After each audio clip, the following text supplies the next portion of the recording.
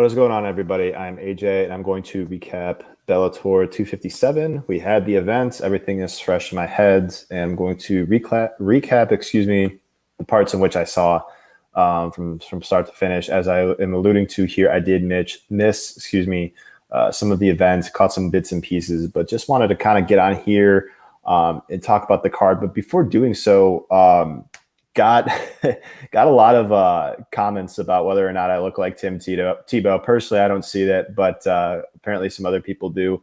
But let me know what you think about that. I just thought it was hilarious. My friend and I, Adam Martin, going live on MMA OB podcast on the Rag on Thursdays. It's been brought up twice already, so I figured I'd ask. But I suppose it would be a compliment, right? Because Tim Tebow, he's obviously accomplished a lot with more to come. So I just thought it was hilarious. But anyway, something that's kind of like I've just kind of been thinking about, and it's, there's this book that I'm reading called Fooled by Randomness. And it's about like how like things could play out in terms of like probabilities rather than it playing out one way.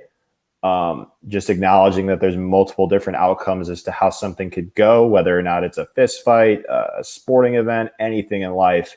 And it's a super, super fascinating concept. It's just like more like theory based. And it's really interesting in the concept of betting, because off of that logic, there's really no like square or sharp bet, considering the fact that, we saw the fight play out one time and it played out a certain way, but that doesn't mean that it's going to, that it plays out that way in all the various outcomes that are probabilistic. And I just find it very, very interesting, like how that all works out, right? And so it's part of the reason why I don't really say anything after I win or lose a bet. Obviously, when people shout me out, I say thank you, appreciate it. That means a lot. But I don't really say anything like initially. Like, it's not coming from me. The initial tweet, the initial source isn't coming from me, because I realize that there's multiple different ways that a fight could play out, and sometimes it looks like my bet just cashed flawlessly, and other times it just completely fell apart. So that's part of the reason why I don't really do that. I mean, I don't mind when people do that. I think that's totally okay. People make their own decisions at the end of the day, but it's just something that I don't want to do for that reason, just because I don't want to act like, I foresaw the fight going that exact way, when really I'm just, basing a prediction on what I think is most likely based on the footage that I've seen from tape. In other words, we're using past data, past evidence to predict the future. And time again, repeatedly, we have seen that isn't accurate much more often than not, right? So it's just a fascinating topic. That's why I don't really like worry too much about being wrong. I mean, don't get me wrong. There's times where like, my goal every time is to be right. I want to do my homework. I want to be in the best position possible to succeed. But the fact that I kind of acknowledge that there's times going into it when I will screw up, when I will be wrong, just kind of makes it so there's less like pressure on me. I don't feel like as caught up in trying to be quote unquote perfect. I honestly think it's a blessing to not be perfect, because if there's a lot for me to work on, it just keeps me chasing after something. And so it's just something that I really value. So whenever people shout me out, it's really appreciated. I want to say thank you to them, and I do, but I also want them to take the credit, because they made the decision on the bet that they made, right? I'm on here, doing my best, doing this with good intentions, but at the end of the day, we're making our own decisions, right? I mean, that's what we're doing. I mean, it's very convenient to look at an outside source, but at the end of the day, it's a decision that we made, right? So again, the welcome messages are very appreciated, but I also would like those people to give the credit to themselves, because they did it. I mean, that it was their decision. They did it, and they deserve the credit. I mean, they did it. So so that's just something that I like to address right away, just kind of in general, not necessarily with just this event, but I just kind of see that generally. I really like that, I just like doing this right on the reg, even if I just think of doing this as just like, I like doing this, and it's not just for the money. Like, money is just kind of like a bonus. I just enjoy researching these fights. I get a head start on all of them because I love it so much. And I'm just like at a point right now where I would just rather do what I love, and the money will follow type of deal. I just feel like that's more important, just doing something that I really like to do, and because I just feel more fulfilled, and so anyway, yeah, I'm going really deep here, but it's late at night, and that's where my head's at. So yeah, anyway, but yeah, Bellator 257, obviously an event in which was successful in terms of just a fun event from top to bottom. There was finishes, there was some intense fights. We had 2 light heavyweight Grand Prix fights, and it seemed like Twitter enjoyed the card as well. We'll get into some of these fights here. But yeah, I mean, a lot of these big favorites keep winning, and I was like, I think we just overreact to the times when the upsets happen, and we make them think that, and it makes us think that they happen much more often than they do. But if we look at a large sample size, the odds are generally right. I mean, a lot of these big favorites in Bellator for these past 3 events have all been cleaning up really, really well. The last big favorite to lose prior to this event was Gauti Yamakauchi against Dan Moret. But for the most part, if we look at the sample size of all these events, all the chalk has been hitting. So that's just something I like to point out. And I don't like to lay chalk on these fighters that just are at big betting odds and just have like less than 10 pro fights. I mean, to me, it's just a pass. I don't even want to parlay that. Even I'm not a parlay guy. It's just not interesting to me. I personally, I don't think that there's value. And I am a guy that I do think that there's value up to like minus 500 on certain fighters and certain fights. Like, for instance, I bet Montel Jackson against Jesse Strader last fight. And so I am of the mindset that there is more value on certain big lines, but not all the time. I got to draw the line eventually, right? So that's just something interesting I like to point out. I mean, a lot of these upsets have kind of been happening in like these close-ish fights. Obviously, I pointed out the Moret thing. That was a big upset, but like, Albertson beating Victor Nemkov, for instance, the odds are relatively competitive there. It was a good card. It started off with 2 high-profile fights, in my opinion. JJ Wilson, a prospect on the up and up, facing a very tested veteran in Pedro Carvalho. Very, very good, interesting round there. Carvalho was able to get the top position there in the first round. In my opinion, I think he won the first round based off control, but Wilson was able to turn things around in the second round, come out, just very aggressive, just came out on fire essentially, and then just went for the finish, and he got it. I did see a lot of people out there win bets on Wilson. Kudos to you guys. I stayed away from the fight. But yeah, awesome fight. And then the following fight, right? I mean, this was Burnell versus Rogers, and I'll own it, man. I bet Rogers here. This was my losing bet of the night. It sounds like it should be like a segment almost, like my losing bet of the night, right? Anyway, but yeah, this was one where I researched. I felt good about it, and it's just one of those things. Like, regardless of the outcome, I'm not gonna get too discouraged by it. There are times where like sometimes like the confidence could be messed with a little bit, but I got to remind myself what we talked about at the beginning of this show. Like, there are multiple different ways this thing could play out, and I'm not saying that Rogers would go out here and win this fight 9 times out of 10. That's not what I'm saying, but just realizing that just makes me just realize that there's just not there's immense amount of pressure to be right with the one time the fight plays out, right? Like, again, I do my best, I do my homework, but there are various different ways a fight could play out, right? So that's just something that I remind myself time and time again. So it is what it is. Kudos to everybody that was on Burnell. That was another bet. I did see a lot of betting people post their bets on Twitter. So kudos to you guys. Again, even if I'm on the opposite side, I still love to see people succeed. I just love to see people take chances, to be honest with you. Like, I don't want to I was somebody for years used to sit in the comfort zone and not want to take chances that would really benefit me,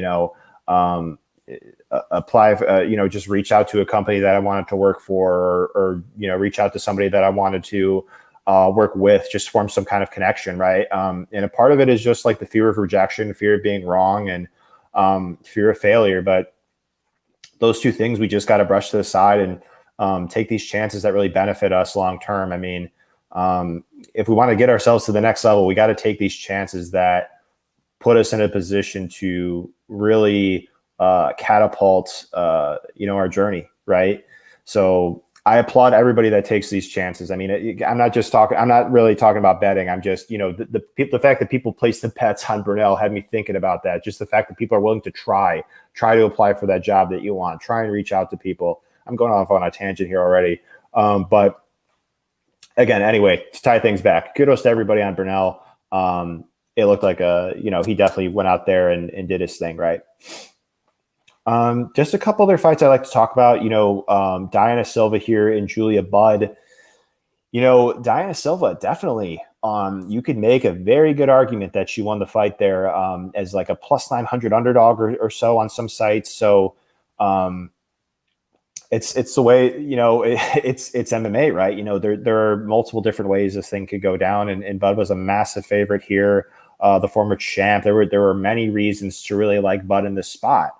And, whatever the reason was, it's tough to pinpoint the why things went the way they are. But this, regardless of the why, Silva made this fight very, very close. So it just goes along with the point of just, I don't really want to get hung up on the one outcome that we see happen. It doesn't mean that was the only way the bout could have gone down, and that's it. Like, just take it for what it is. I like to acknowledge the fact that there's multiple different ways something could go. And that's just honestly a blessing, because it enlightens the open-mindedness of just different possibilities, right? So that's just a mindset that I want to have, right? I don't want to act like there's only one way something could go, because if I did, I would just, the situation that I've been in would just stay the same way until whenever, and could happen. But if I wanted to get better, I got to acknowledge that there's ways it could be better. So that's just something I like to throw out there. Paul Daly and Sabah Hamasi. This was one of the fights that I missed. From what I heard, Hamasi went out there and hurt Daly in round one and nearly stopped him. I did catch the second round where Daly did hurt Hamasi and then follow up with ground and pound. And it might be a little interesting to some, because from what I could tell, like the first round could have been stopped. But I think in part it's just the body language and like, what did Daly exactly exhibit in round one? Like, were his eyes clear? Was he, what was his body language like? Was he trying to grab a hold of Hamasi when he was in his guard? Like, these are things that need to be taken into consideration, because when I saw Daly drop Hamasi pretty much just covered up and his body language was just turning away, which at that point he's not defending intelligently. So it makes sense why the ref steps in. So it's different. It's different circumstances. What else we got here? Veda Ortega and Desiree Yanez. Yeah, it was an interesting fight. This was like the fight that I had the least conviction on from a prediction perspective, because I just really didn't know after watching film. It's just one of those fights, and it's okay to not know, not be sure. There are definitely times where, I mean, you could do all your homework, but there are just times where there's just not sufficient data to have a solid read on a fight. And that's what we had here. And I'm totally honest with people when that's the case.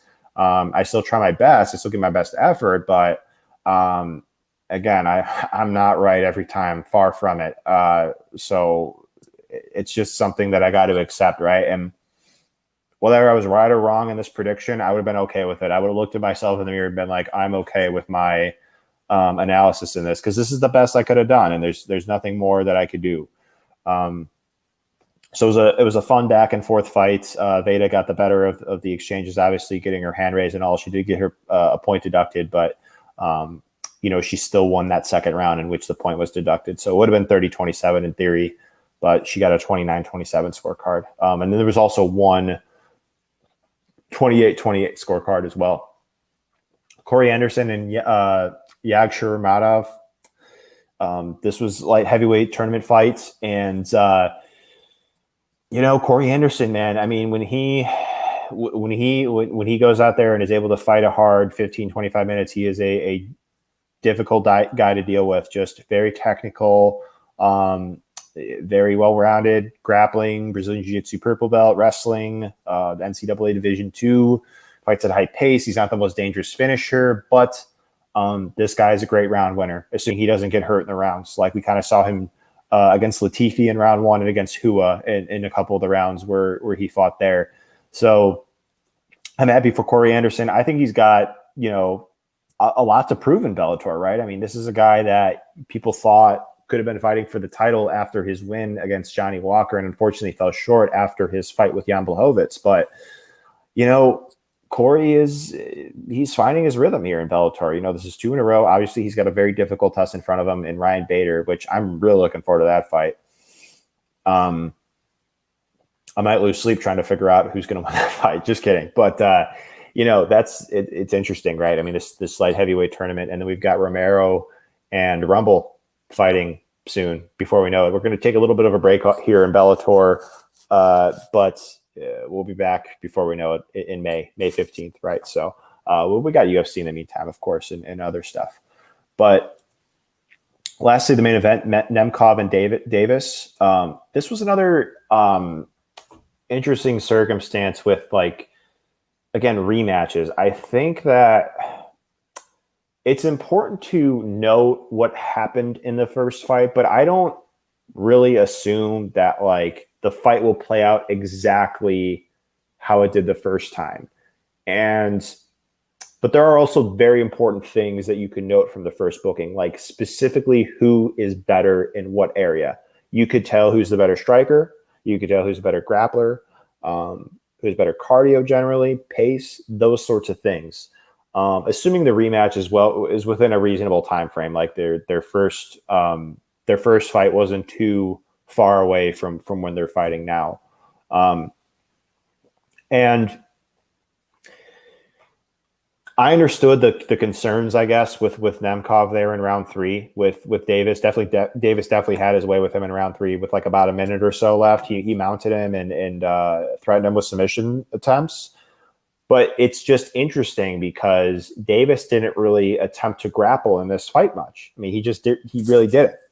Neither guy really did. I think they just both had a lot of respect for each other's wrestling. They both come from strong wrestling, sambo wrestling backgrounds. And when we generally see that, unless if one guy's just completely gassed, they tend to neutralize out. I mean, it tends to warrant a wide wrestling and grappling advantage for one guy to really dominate in that area, right? If they're relatively similar in terms of pedigrees and athleticism, even Corey Anderson versus Yagshur Muradov, that was a perfect example, right? Yagshur Muradov, strong guy, comes from a sambo background, was stuffing a lot of the early takedowns of Anderson.